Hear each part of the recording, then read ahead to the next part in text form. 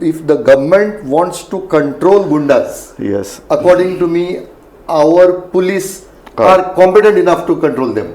See, Yes. same thing we said at one time about protectors. Yes. The same police controlled them.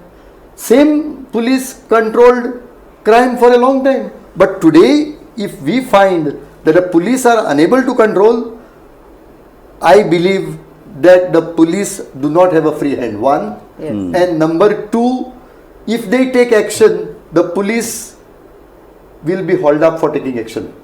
So somehow they are pandering to the MLAs, the ministers. And if you look at the way the ministers and MLAs want the choice of PI and PSI, Yes. says very clearly that that they are there at their instance, and then thereafter they will be there to help them only.